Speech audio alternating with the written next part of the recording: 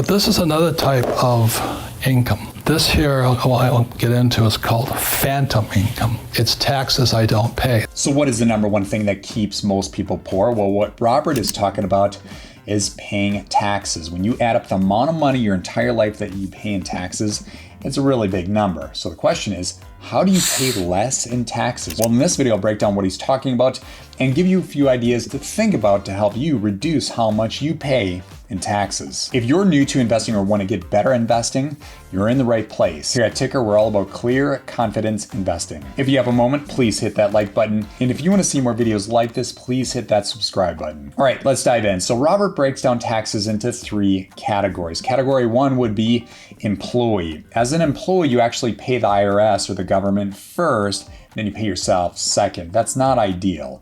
Moving on to category 2 would be capital gains tax.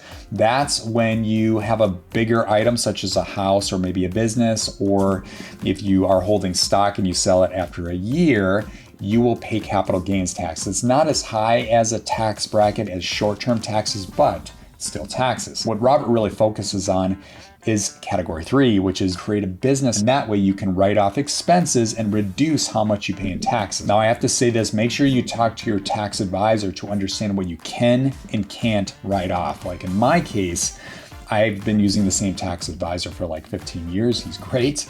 And I can write off things like my laptop, my cell phone bill, my internet bill, even the space in my home office, not my entire home, but just space in my office. Those are a few examples. Of course, double check with your advisor to understand what you can and can't.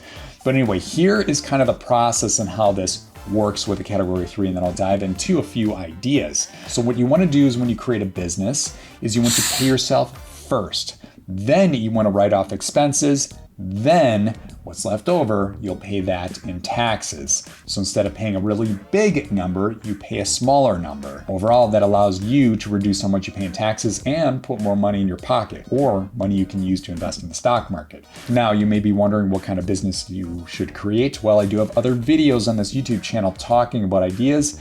High level, if you want to create a business like a side hustle, you could do podcast editing, podcast promotion. You could also do video editing, social media marketing. These are just a few ideas. Another great idea, and this is what Robert really focuses on, which is real estate investing. You don't have to be a full-time real estate investor, but you can invest in single-family homes, duplexes, apartment complexes, or syndicates. A syndicate is like a large real estate complex, think like 500 units. In that case, you don't have to repair toilets and change lights and all that kind of stuff.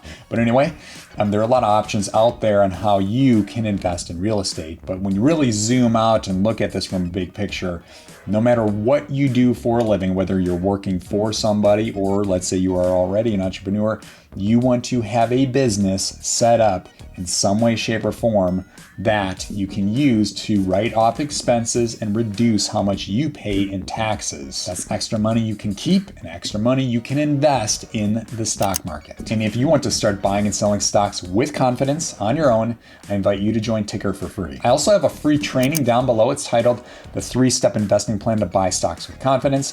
Thanks for checking out this video. We'll see you in the next one. Bye for now.